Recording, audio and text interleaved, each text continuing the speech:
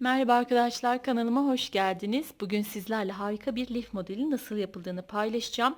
Ben lif modeli olarak ördüm. Aynı modelin daha önce de yelek modeli olarak ben yapılışını sizlerle paylaşmıştım.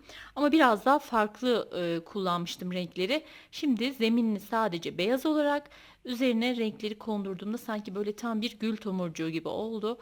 Evet, bakın şöyle göstereyim. 3 boyutlu bir model. Dediğim gibi lif olarak yapabilirsiniz. İstediğiniz büyüklükte yapabilirsiniz. Elinizde kullandığınız bir life boyutunu ölçebilirsiniz. Evet, bakın şöyle yakından göstereyim. Birlikte yapımına başlayalım. Şimdi hemen modelimizin yapımına geçelim. Zeminde ben yine beyaz kullanacağım. Şöyle ipimi alıyorum. Çok sımsıkı çekmiyorum. 7 numara tığ kullanıyorum arkadaşlar bu arada. Zincir çekerek yapmaya başlıyorum modelimi.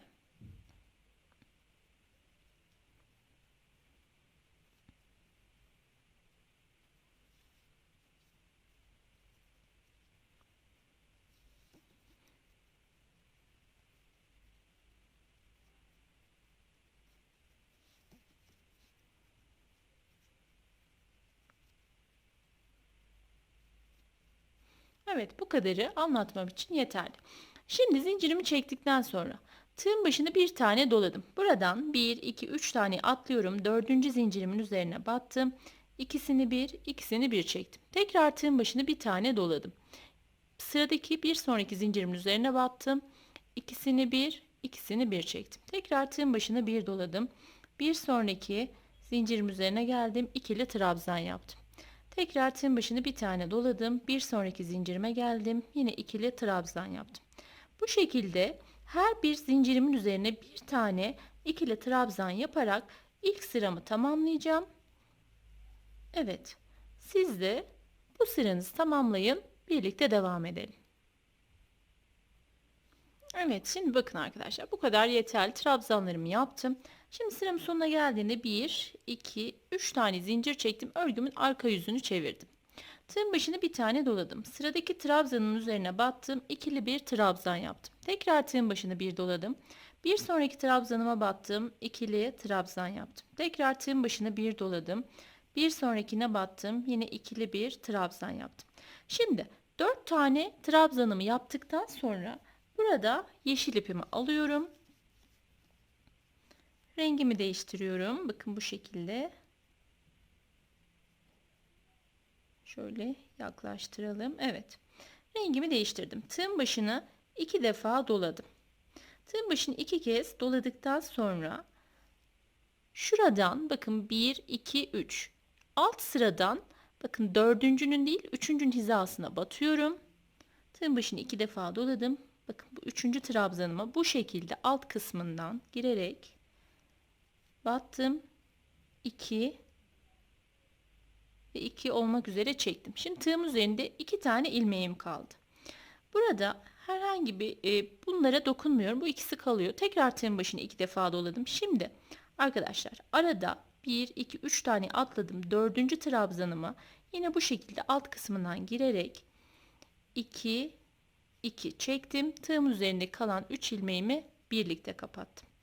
Ve şimdi burada yeşil ipimi bıraktım. Tekrar beyaz ipimi aldım. Beyaz ipimi aldım. Tığın başını bir tane doladım. Örgümün arka yüzünden şöyle göstereyim. Bakın örgümün arka yüzünden şunu da içerisinde yürüteceğiz tabii ki. Bir tane sık iğne üzerine atlıyorum. Bir taneyi atlıyorum. İkincinin üzerine geldim. Bu şekilde ikisini bir çektim. Şimdi tekrar tığın başını bir tane doladım. Bir sonraki trabzanıma geldim. İkisini bir çektim. Tekrar tığın başına bir doladım. Bir sonraki trabzanım üzerine geldim. Yine ikili bir trabzan yaptım. 3 oldu. Tekrar tığın başına bir tane doladım. Bir sonraki trabzanın üzerine geldim. İkisini bir çektim. Burada tekrar yeşil ipimi aldım. Tığın başını bir tane doladım. Yine bakın buradan 1, 2, 3. trabzanımın hizası, yani şurası. Hemen bunun yan tarafı oluyor. Buraya batıyorum bu şekilde. Şöyle tığımızın başını 2 defa doluyoruz. Buraya batıyorum. 2, 2 çektim. Bir tanesini bıraktım. Tekrar tığın başını 2 defa doladım. Arada 3 trabzan atladım. 4. trabzanıma battım. Yine 2, 2 çektim ve kalan 3 ilmeğimi birlikte kapattım. Tekrar yeşil ipimi bıraktım. Burada beyaz ipimi aldım. Tığın başını bir tane doladım. Şu arka kısmından bir taneyi atlıyorum, bir yuva.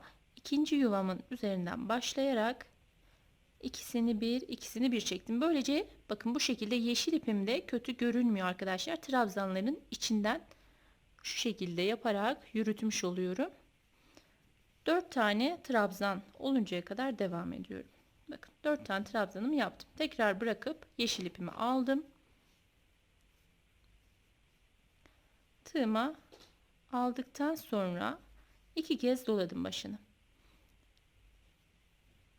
Bu şekilde battım. 2, 2 çektim. Tığın başını tekrar 2 defa doladım. Buradan 3 trabzan üzeri atladım. Dördüncüye batıyorum. 2, 2 çektim. Tığım üzerindeki 3 taneyi birlikte kapattım. Şimdi bıraktım. Beyaz ipimi aldım tekrar. Tığın başına bir tane doladım. Arka yüzünden bir taneyi atlıyorum arkadaşlar. Bir yuvayı atlıyorum. Bakın şöyle hemen ikinciden ve yeşil ipimi arasında yürüterek ikili trabzan yaptım. Tekrar ikili trabzan yaptım. 2 oldu. Tekrar yaptım. 3 oldu. Tekrar yaptım. 4 oldu. Şimdi 4 tane olunca kadar yaptım. Tekrar yeşil ipimi aldım. Tığımın üzerine yeşil ipimi aldım. Tığın başını 2 kez doladım. Buraya batıyorum. 2, 2 çektim. Tığım üzerinde 2 ilmeğim kaldı. Tekrar tığın başını 2 defa doladım. 3 trabzan üzeri atladım. Dördüncüye bu şekilde battım. 2, 2 çektim. Tığım üzerindeki 3 ilmeğimi birlikte kapattım. Şöyle. Yine beyaz ipimi aldım. Tığın başına bir tane doladım. Arka tarafta bir tane bırakmamızın sebebi şundan dolayı. Hani bunun hizasına denk geldiği için eğer hiç bırakmazsak artırma yapmış oluruz. Bunu kesinlikle unutmayalım. Bakın bir tane şuradaki yuvamı atlıyorum. Buradan başlıyorum. Yine bir, şöyle ilmeğim takıldı. 2, 3, buna da battım. 4 oldu. 4 tane trabzanımı yaptım. Şöyle. Bir tane zincir çektim. Örgümün arka yüzünü çevirdim. Hiç tığımızın başını dolamıyoruz. Her bir trabzanımın üzerine bir tane sık iğne yaparak sıramın başına kadar gidiyorum şimdi.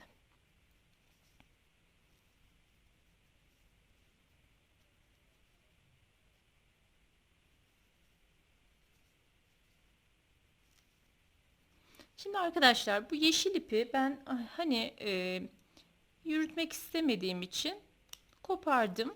Sizler isterseniz yürütebilirsiniz ama gereği yok. Bakın böyle rahatlıkla kaybedebiliyorsunuz. Elinizin altında dolanmasına hiç gerek yok. Sıramın sonuna kadar her bir yuvama bir tane batarak devam ediyorum.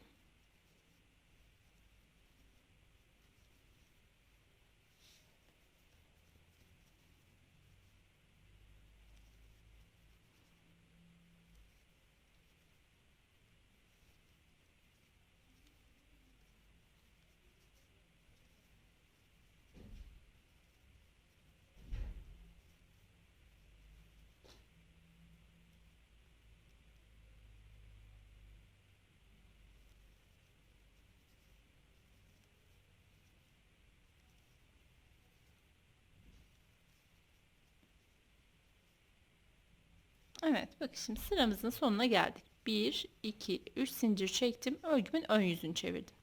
Tığın başını bir tane doladım. Bakın buna dokunmuyorum. Artırma yapmış oluruz yoksa. Buradan başlıyorum. İkisini bir, ikisini bir çektim. Tekrar trabzan yaptım. 3 oldu. Tekrar yaptım. 4 oldu. Şimdi dördüncü trabzanımızı yaptıktan sonra burada bu kez pembe ipimi alıyorum. Ucunun çiçek kısmını yapacağız. Tomurcuk kısmını. Şimdi pembe ipimi aldım. Rengimi değiştiriyorum burada. Şöyle sıkılayalım. İsterseniz bağlayarak da ekleyebilirsiniz. Tığın başını bir tane doladım. Şimdi arkadaşlar bakın. Bunun hizasındaki sık iğnemi hiç dokunmuyorum buraya. Şimdi şu yeşil kısmın şöyle alt boşluğundan giriyorum bakın. Şöyle. Buradan girdim. 1 2 3 4 ve 5. Beşli bir fıstık yaptım ve bu şekilde 2 seferde kapattım. 2 seferde kapattıktan sonra tekrar bırakıyorum ve tığımın üzerine beyaz ipimi aldım. Beyaz ipimi aldım, tığın başını bir tane doladım. Bunun hizasındaki o sık iğneye dokunmuyorum. Hemen bir sonraki sık iğnemin üzerinden başladım. İkisini bir, ikisini bir çektim. Tekrar tığın başını bir doladım. Yine ikili bir trabzan. Bir sonrakine geldim. Yine ikili bir trabzan yaptım. 3 oldu. Tekrar tığın başını doladım. Bir ikili trabzan daha yaptım. 4 oldu. Şimdi 4 tane trabzanımı yaptıktan sonra burada yine pembe ipimi aldım tekrar. Tığın başını bir tane doladım. Bu yeşil kısmın şu şekilde alt boşluğundan girdim. 1 2 3 4 ve 5. Beşli bir fıstık yaptım. Bu şekilde 2 seferde kapattım. Tekrar beyaz ipimi aldım. Tığım üzerine beyaz ipimi geçirdim. Tığın başını bir tane doladım. Bir yuvayı atlıyorum. İkinci yuvaya battım. İkili trabzan yaptım. Bir sonrakine battım. İkili trabzan yaptım. 2 3 ve 4. Şimdi 4 tane trabzanımı yaptım. Tekrar pembe ipimi aldım. Bu sıramız da bu şekilde arkadaşlar. Bundan sonrası zaten tekrarlayarak devam ediyor.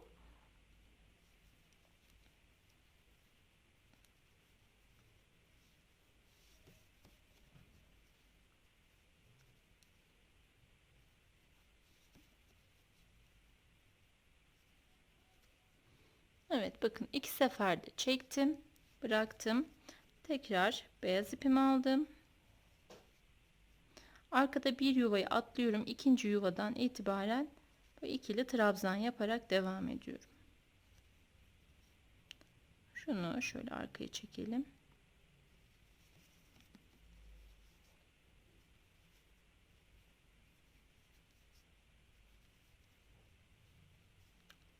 Dört tane olduktan sonra bıraktım. Tekrar pembe ipimi aldım.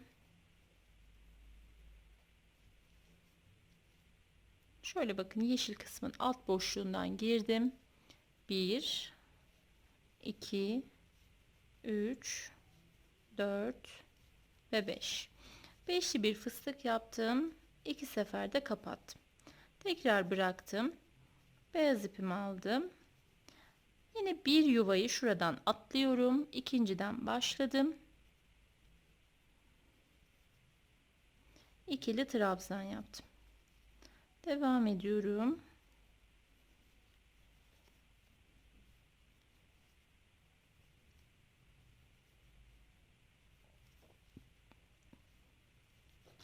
Şimdi bir tane zincir çektim. Örgümün arka yüzünü çevirdim. Bu pembe ipimi arkadaşlar ben buradan koparttım yine bu şekilde. Yine her bir yuvamızın içerisine bakın bir tane sık iğne yapıyoruz. Şimdi buradaki pembeli kısım yani fıstığın tepesine de bir sık iğne yapmam gerekiyor. Sonra aradaki 4 tane trabzanıma yapıyorum birer tane sık iğne. Bu tomurcuğun üzerine de yine bir sık iğne yapıyorum. Bunu unutmayalım arkadaşlar. Bu şekilde sıramın sonuna kadar devam ediyorum. Şimdi sıramın sonuna geldim. Burada 3 tane zincir çektim. Örgümün ön yüzünü çevirdim. Tığın başına bir doladım. Hemen bir sonraki, bakın, ikinciden başlıyorum. 4 tane ikili trabzan yaptım.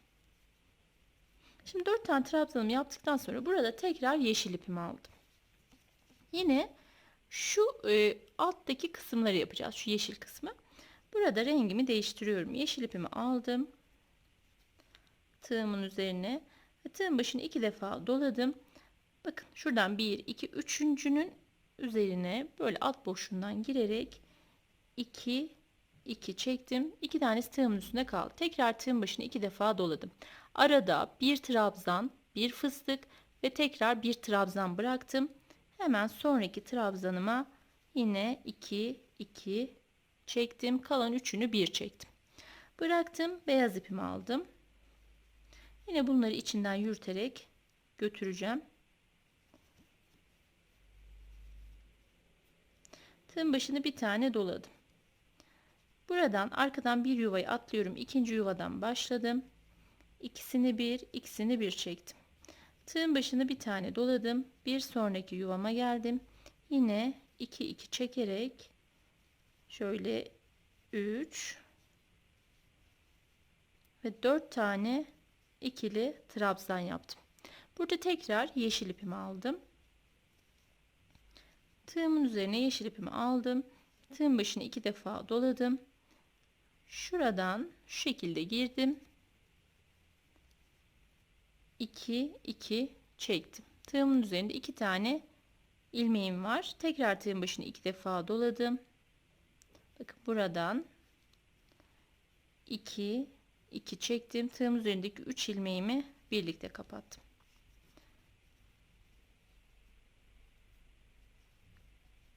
Tığın başına bir tane doluyorum. Arkadan bir tane yuvayı atladım. Bakın bir yuvayı atladım. Şimdi buradan başlıyorum. 1, yeşili de içinde yürüterek 2, 3 ve 4. Şimdi arkadaşlar modelimiz bu şekilde tekrarlayarak devam ediyor.